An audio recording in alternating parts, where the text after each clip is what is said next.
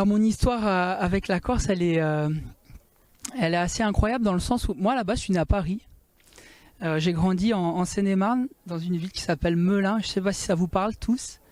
Et par contre, du côté de ma maman, on est tous en Corse. D'ailleurs, encore aujourd'hui, ma maman, ma grand-mère, mon frère vivent en Corse. Et quand on était en Seine-et-Marne, mes parents se sont séparés, je devais avoir 10-11 ans. Et on est parti rejoindre la famille en Corse. Donc j'ai toujours été très attaché avec cette île, avec ses valeurs, ses traditions, mais aussi avec sa gentillesse, sa sincérité. Et forcément à terme avec ses vignobles, parce que la plupart des bases que j'ai eues dans le monde du vin, je les ai eues avec le vin corse. J'ai pas forcément passé de mention sommellerie. À l'époque, il n'y avait pas de mention sommellerie en Corse. Quand j'ai fait mes bases de service, parce que je voulais vraiment devenir serveur, ça paraît fou, mais je trouvais ça incroyable quand j'avais 13-14 ans de voir des serveurs porter 5-6 assiettes sur un bras. Et je trouvais ça juste incroyable de vivre l'adrénaline d'un service en tant que serveur. J'adorais le contact client. Et quand j'ai vu pour la première fois des reportages à la télé sur des grands sommeliers comme Éric Baumard, qu'on a offert une bouteille à mes parents qui étaient boulangers de Saint-Émilion et que j'ai goûté avec eux, je me suis dit c'est ça que je veux faire. Je peux m'épanouir à goûter quelque chose, sensoriellement, gustativement, et en plus je peux apprendre des choses et être encore plus moi-même. Et ce jour-là, j'ai voulu être sommelier. Donc j'ai pas passé de mention, et c'est mon prof, José Bernardini, quand j'ai fait mon BEP de service, qui m'a dit à ce moment-là, fais tes stages en sommellerie. Je fais mon stage à l'Auberge de Lille avec Pascal Leonetti, avec Serge Dupes, au Louis XV avec Noël Bajor. Et j'ai beaucoup appris la culture du vin, la culture du service. Et je suis tombé amoureux, fou du vin. Quand on visite les vignobles, qu'on rencontre ces talents dans les vignes, la manière dont ils racontent ce qu'ils aiment, le terroir, leur trip, je me suis vraiment senti épanoui avec ça, de pouvoir le retranscrire aux clients au restaurant, quoi. Retranscrire un paysage, un terroir, être l'ambassadeur d'un vigneron, d'un artisan qui est passionné, et de faire des accords avec un chef.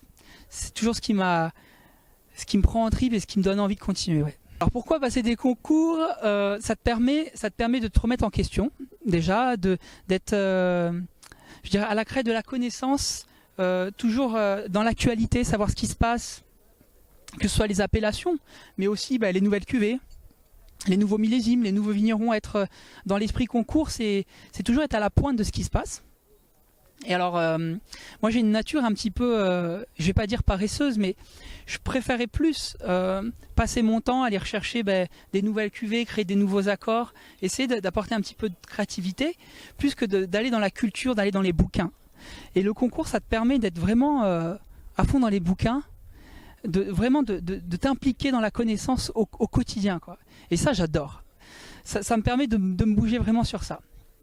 Et alors je suis pas d'un naturel écraser l'autre ou faire des concours en disant je vais tuer l'autre. Non, au contraire, je pense qu'il faut être le meilleur de soi-même. Ça sert à rien de croire qu'on va gagner un concours en battant quelqu'un. Il faut se battre soi-même, essayer d'avoir conscience de ses défauts et de les transcender.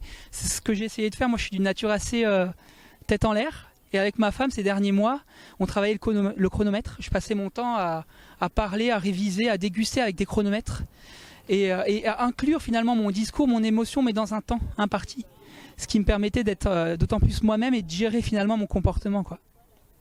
C'est-à-dire que plus tu bosses, plus tu capitalises du savoir et de la culture. Et finalement, toutes les fiches que je fais, toutes les cartes que j'apprends, toutes les dégustations que je fais, ce serait dommage qu'à terme, elles ne soient pas abouti ou rentabilisé, j'entends au niveau du plaisir et du succès. Évidemment, j'apprends plein de choses, mais tout ce travail que tu fournis, autant à un moment donné qu'ils servent. Et c'est vrai qu'à un moment donné, j'ai eu envie d'arrêter de me décourager, mais finalement, tu rentres chez toi et tu dis, mais tous ces cahiers, toutes ces fiches, toutes ces cartes, tous ces dessins, faut bien qu'ils servent à quelque chose. Toi, ça t'apprend des choses, mais c'est comme tout, au bout de 6 mois, 1 an, tu vas oublier.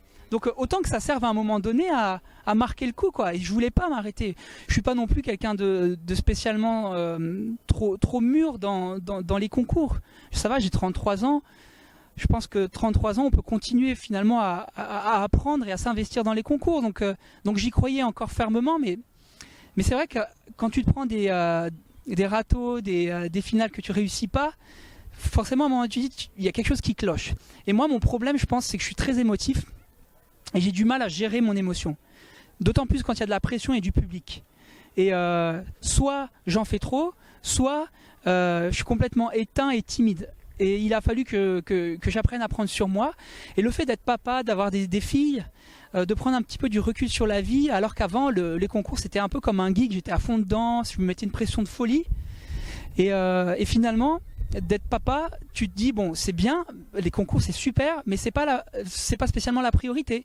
Tu prends de la distance et finalement tu arrives le jour de la finale un petit peu plus décontracté. Et ma femme m'a beaucoup aidé à ça. Hein, moi j'ai vraiment envie de continuer, j'ai vraiment envie de m'investir là-dedans. La priorité pour moi c'est de m'occuper de ma femme et de mes filles et de les remercier parce que ma femme a été patiente et elle me soutient. Et ça c'est super important. Après la prochaine étape évidemment c'est le meilleur ouvrier de France. Et j'adorerais pouvoir un jour faire des concours internationaux. Ça c'est quelque chose qui concrétiserait un rêve d'enfant. Ce que je vis aujourd'hui c'est concrétiser un rêve d'enfant, c'est clair. C'est magique, je m'en rends pas compte. Et c'est sûr qu'à terme j'aimerais aller plus loin. Et si possible, forcément les prochaines années, ouais, avec grand plaisir. Georges V c'est une école incroyable, je pense qu'on le sait tous. C'est une cave de folie, avec des talents juste inouïs que sont Éric Baumard, avec sa manière de traduire l'émotion, le paysage du vin en salle. Quand il est en salle, il arrive à retranscrire le paysage dans le restaurant et j'adore faire ça. Et je m'inspire beaucoup de ça. Thierry Hamon, c'était plus la culture, la sensibilité, l'ouverture aux arts et à la littérature. Et ça te permet de faire une synthèse avec beaucoup de choses dans le vin. 11 ans au Georges V, c'est évidemment la culture Four Seasons où tu as envie d'être au service des autres, de faire plaisir aux gens. Mais c'est aussi le rapport que j'ai eu avec l'association des sommeliers de Paris. Depuis 11 ans, j'ai Jean-Luc Jean-Morzic qui coach et tous les collègues de l'association qui sont là et qui s'entraînent ensemble. C'est vraiment très encourageant. C'est une réelle émulation au sein de cette association qui est folle et que j'adore. Ces 11 ans passés, c'est ça, quoi. C'est le Georges V, c'est l'association.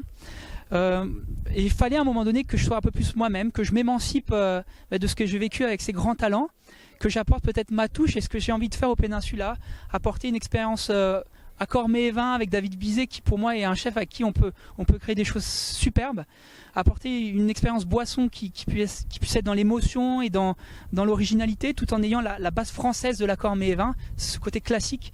J'aimerais trouver ce compromis-là et m'exprimer comme ça. J'espère qu'on arrivera à le faire au Péninsula.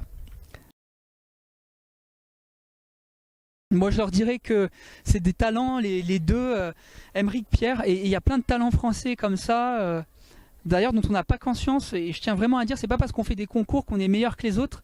Il y a plein de sommeliers qui sont talentueux, qui font pas de concours, et particulièrement pour Aymeric, pour Pierre, je tiens vraiment à les saluer avec toute amitié. J'ai déjà été à leur place plein de fois, donc ça veut rien dire. C'est pas parce qu'on est moins bon un jour qu'on l'est pas un autre. C'est pas parce qu'un autre gagne qu'il est forcément le meilleur pour toujours, et je le pense. Je leur souhaite de continuer, d'exprimer leur passion, et je pense que ce qui compte avant tout, c'est d'être soi-même, d'avoir sa personnalité. Moi, c'est ce que j'ai essayé de faire dans cette finale, et j'espère avoir réussi, et en plus, j'ai été couronné par le titre, et c'est franchement génial. Mais ce qui compte, c'est d'être soi-même, d'apporter sa personnalité, et de se distinguer à travers sa passion, ses envies, et sa différence, quoi. Ce sont des personnalités, ils ont leur style, et on le sait, et qui continuent à être eux-mêmes, et bravo à eux, quoi, c'est tout.